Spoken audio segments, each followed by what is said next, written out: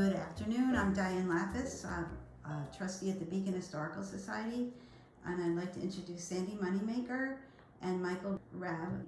Today is March 24th, 2023. Why don't you start, Michael, on how you learned about Beacon? So I was all of 20-something years old. I'm not great with date specifics, but I was working as a photo assistant in a very, very busy photography studio. And then the summertime came and things got very slow and I was very bored. And there was a newspaper in New York, I lived in New York City, called the Village Voice.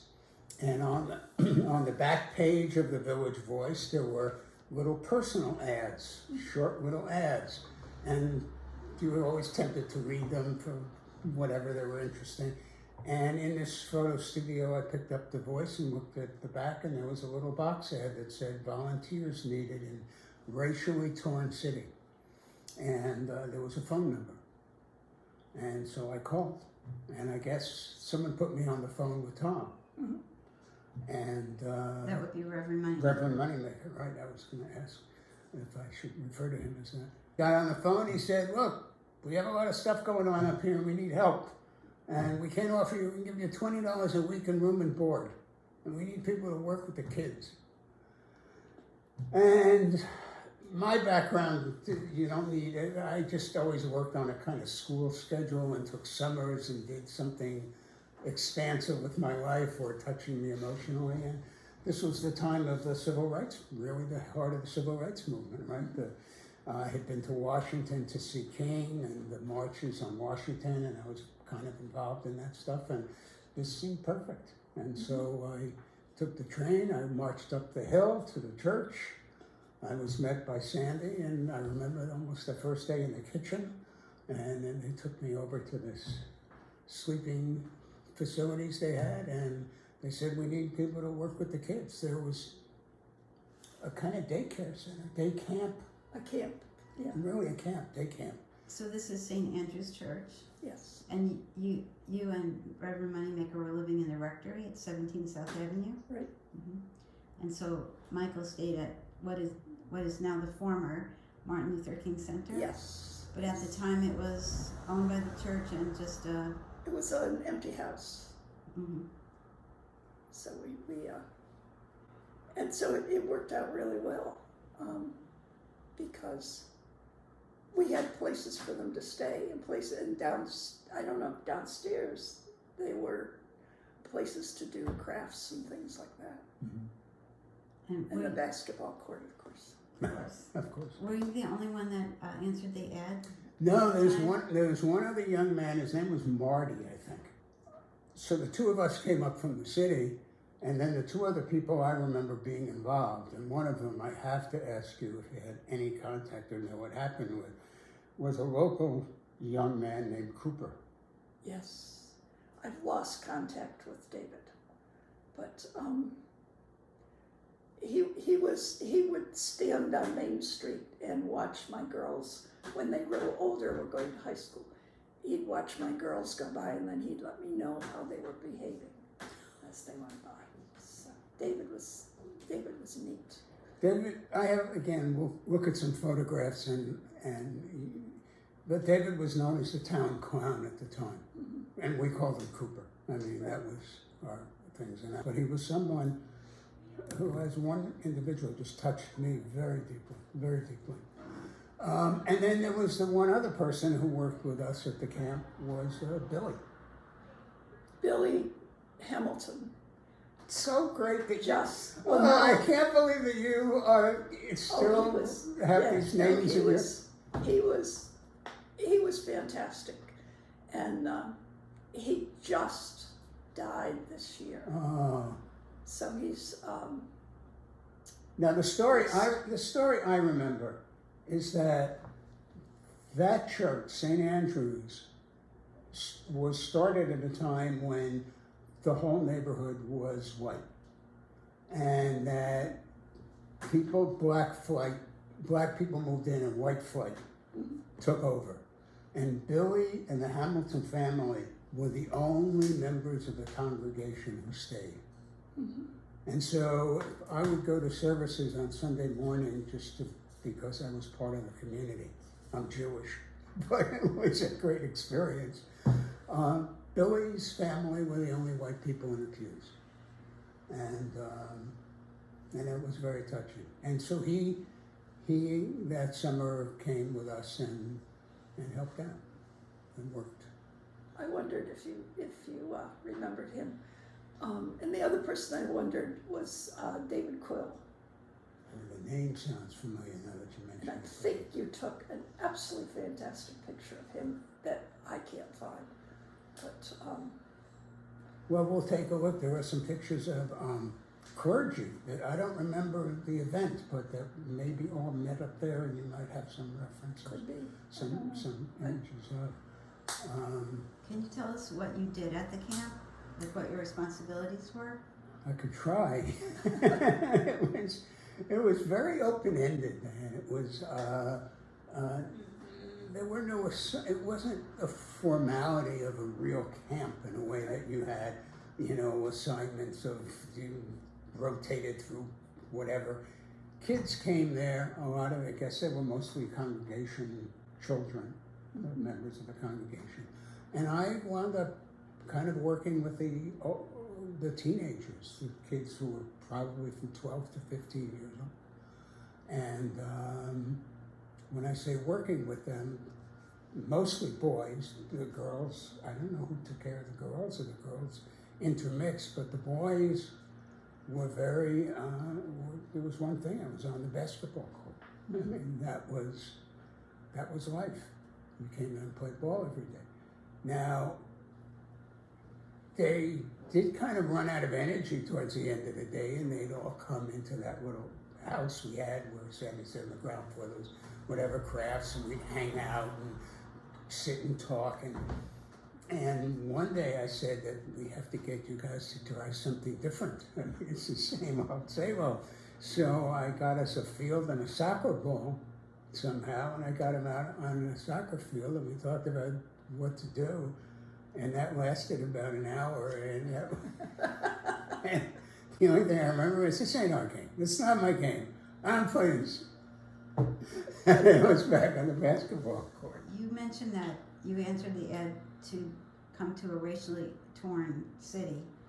How did you see it that way, from your eyes, from your perspective? I was young. I was in my early 20s, and level of political sophistication and political correctness and racial division. It was there were very clear-cut kind of lines. I kind of felt like the real problem issues were kept away from me or the people working there. We were there just to kind of be in charge of the camp, and that was fine with me. It was quite a novel experience in a way to be looked up to as a counselor in this, very black community that I had really not that kind of experience. I mean, I grew up in a part of New York City in Washington Heights, which was pretty integrated. I mean, I went to George Washington High School, which was very integrated, and I was on a swimming squad, and I had a lot of black swimmers that were with me and stuff like that. But this was really unique, and I guess I focused on that and the people. And Cooper was one of the big people, and Billy Hamilton, and we would just share stories. They would tell me about the area. If you stayed in the black community, which we did, then there was no problem. If we had gone up on Main Street and it gone actually into some of the stores, and didn't look like we belonged there, like if Cooper had gone up. Yeah. There would have been disturbance, not terrible disturbance unless somebody did something awful. But the high school was integrated at that point, but there weren't that many black kids that got that far. So even that was it was a white community past South Avenue. After Dr. King died, we started the Martin Luther King Center. Mm. And we had a bus to take senior citizens to doctors' offices and shopping and all the things that seniors have to do. Right. And we had a employment, getting ready for employment program for kids, for the teenagers. They learned how to do their resumes. Oh, wonderful. All that kind of stuff. Coupled with NSO, which was down on West Center Street. And they brought in their staff, and we had a real full year of camp or daycare for the kids. What is NSO? Neighborhood Service Organization. It was a Mm-hmm. United Way Mm-hmm. group. So that it grew a lot, and I was really proud of that. But that sort of petered out also. The money petered out. So we had to sell the bus. Now that building is empty, and it has been sold, and I just hope, but I'm sure it's going to be condominiums or something. Mm. So we'll see. They have to come to St. Andrews, though. Well, back when you were there, just before you got there, the kids could play basketball if they came to church. Uh-huh. And that sort of disappeared also. Was that, but Eleanor Roosevelt, you said, came to the church? That was when Tom was up here as a seminary student. Yeah. And she came and gave an address to the people. How special was that? You said Tom was there at the address, and he was very inspired by it, and his first job was at St. Andrews, right? His first as rector, yes. Yeah. And then because of the inspiration, the seeds were planted to build the Martin Luther King Center. Yeah. Which served the people of color in the West End area. And I also want to add that it had a library, right? It did. It had a library. We first got books from, we first got travel books, and I learned how to catalog the books. And then we had $32, so we bought a couple of Black history books, because the library at school did not have anything. Later on, Howland Library actually gave us books so that we could increase our library. But that whole downstairs had, the big room downstairs had shelving, and it covered all the walls, and it came out. So we had quite a few books. Good. One of the things that, when I was there and I was present, was this sense of trying to introduce new experience to the kids, especially these teenage kids who were kind of locked into this day on the court. The kids talked about being bored and not having, there was a certain kind of lack of identity in a way. And there was a section of underneath one of the areas of this house that was opened up. It was kind of filled with junk and stuff, but we tried to talk about making it a clubhouse. And for about a week, I got all those kids to go in there and take out garbage and try to clean it out and make it into their space that would be just for these teenage boys. And they were pretty participant, they were active participants for a good portion of that. One of the other things that I thought about doing was, I said to Tom one day, we gotta get these kids out of here. They come here as teenagers, they come here every day, they come here and they go into bed, this is all we do. And I said, isn't there somewhere we can take them camping? Just to get out into nature, away from the city, away from all this environment, and just be. And Tom said, oh yeah, the Episcopal Church has a campground in Bear Mountain. Yes. Right? And I said, great. And somehow between you and Tom and whoever else, they arranged buses, vans, minivans, or vans, or I don't know what, and boxes of food. And between this kid Marty and myself and Billy and Cooper and I don't know who else volunteered, we drove 2 busloads or more of whatever of kids down to this campground in Bear Mountain. And the kids all became like a loosely organized group. People volunteered to spread out the food and who was going to cook what and when, and you know, we ate dinner and then we said let's go for a walk. It was really dark. I mean, it was no city lights. It's Bear Mountain State Park, pitch black, and there's a road that we drove down and we came up Macadam Road. And we went for a walk. I don't know if that started in the daylight and ended in the dark, but these kids went down, and I was just telling Leonard this story that we were walking and kind of not marching. It was just a random group all on the same side of the road, and then all of a sudden this young girl just screamed out, and everyone said, "What? What?" They all came running to her, thinking something happened. And she said, "I thought I saw an elephant." Was out in the field.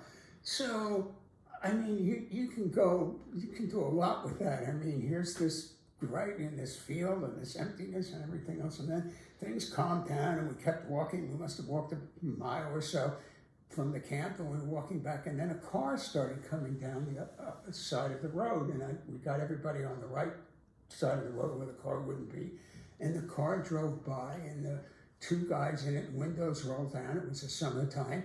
And they screamed out something about "get out of here," and that just kind of was like, wow, here we are in the middle of nowhere. How does this happen? I mean, how prevalent? Why couldn't it just be a car with normal people go and go, and that was it? It was the end of the episode. But here it's going to happen.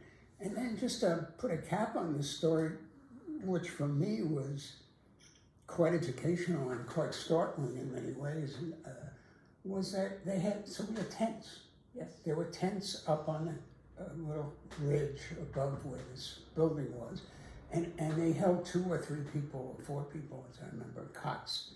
And so everyone went up, and they had gotten their tents earlier in the light and put their stuff in it, and we went and found the tents, and everyone got in the tents. And I don't know, people were talking, it was kind of noisy, and then all of a sudden, out of nowhere, somebody starts playing the dozens. I saw your mama in a tree, was no one there but her and me, yada, yada, yada, yada, yada. You know, that's the light version. Yeah. Right? And then it got more and more and more intense. And it went on, into the night. And there was no way of stopping it. You couldn't have said, all right, enough of this. And I had an interesting thought about it, the way that I wondered, and I'm not a sociologist, but I just wondered for a moment if the way kids, when they learn to walk, they do a lot of stumbling and a lot of falling, and they build up certain muscles, and they build up certain defenses, and they learn to navigate the world on their 2 feet. And I wondered, in a way, if playing the dozens was almost a way of building up certain muscles. To learn to be defensive, to learn to not, because you couldn't start crying in a group like this. You couldn't show that you were affected. You had to just stuff it. Mm-hmm. And so it just made me wonder about that whole aspect. And it was a community. They were people who really loved each other. Yeah. And it was very tight, and that was very apparent. Mm-hmm. I mean, it's one of the reasons that I wrote when I was coming up here, that I said I'd reach out. Actually, what happened was I started doing some research on the church, and then I put in Moneymaker. I said, well, maybe there still are some, and the article came up that Leonard had written, and he had a quote from you.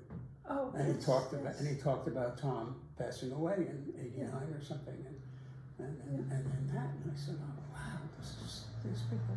So that's how I wrote to him, and that's why we're here. But those experiences left a deep emotional connection for me. Very, very, very deep. So thank you. Thank Tom when you go. When I meet him next. When you see him. I have a friend who taught English, and he had a word for it. Informed my general thinking politically and in the world. Yeah, I just feel like the world is a very big place, and there are no simple answers to any of this stuff, and you have to be acceptant of where people are starting out and where they're coming from, and go from there. And they have to be part of the solution too, I think. I can't imagine bringing up my family anyplace else. They learn so much, and the girls particularly, well, the guys too, just learned so much, and they were subject to so many bad things and so many good things, and they had to, I'm glad we're where we are.